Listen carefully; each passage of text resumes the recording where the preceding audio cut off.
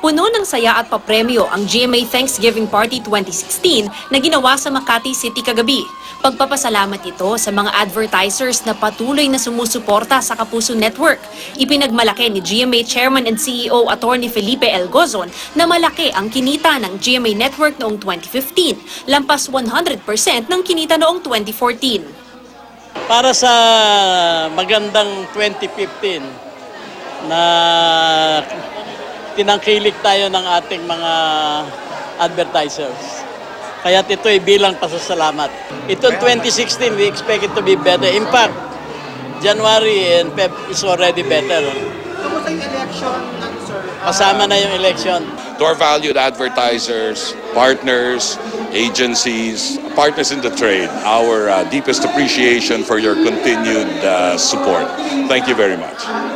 Bukod kina Attorney Gozon at Mr. Duavit, dumalo rin sina GMA EVP and CFO Felipe S. Yalong, Marketing Head Lizelle Maralag, VP for Drama Productions Reggie Magno, Entertainment Consultant Marivin Arayata, First VP for RTV Ricky Escudero, NMI President and COO Judd Galyares, SVP for News and Public Affairs Marisa Flores, at First VP for News and Public Affairs Nessa Valdalion. Siyempre, hindi mawawala ang mga paboritong Kapuso stars na pinangunahan ni Dingdong Dantes at Marian Rivera. Actually, excited nga siya na babalik na rin siya sa trabaho pretty soon. So, ito isa sa parang warm-up na ang pagbabalik niya dahil malapit-lapit na rin. Talagang kapag may ganitong celebration, we make it a point that we are one with GMA. Total, sandali lang naman kami nawala eh. A little over an hour. So, sabi namin sa anak namin, sandali lang, babalik kami kaagad. Tulad ng inaasahan, pinagkaguluhan ng tambalan ni Alden Richards at Maine Mendoza.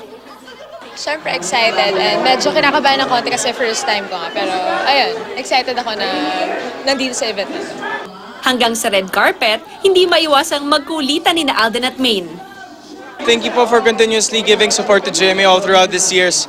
And sana in the years to come, sana po mas marami pang dumating na supporters and advertisers. Thank you po. Nakasama rin sa Thanksgiving party ang ibang Kapuso celebrities, kabilang sina Tito Sen, Regine Velasquez Alcacid, Ai de las Alas, Megan Young, Michael V, Heart Evangelista, Lovie Poe, Julian San Jose, Gabby Concepcion at Carla Abellana. Present din ang GMA News anchors na sina Arnold Clavio, Vicky Morales, PR Canghel, Rhea Santos at Connie Sison. Ang highlight ng gabi, ang grand draw para sa 2 kotse. Ginaya pa ni Betong Sumaya ang pagkakamali ni Miss Universe pageant host Steve Harvey. I'm so sorry. Can you show it now? It's in the card. What? We're giving away 3 Toyota Wigo! It's in the card. Imbes na 2, 3 ang ipinamigay na kotse. Mav Gonzalez, GMA News.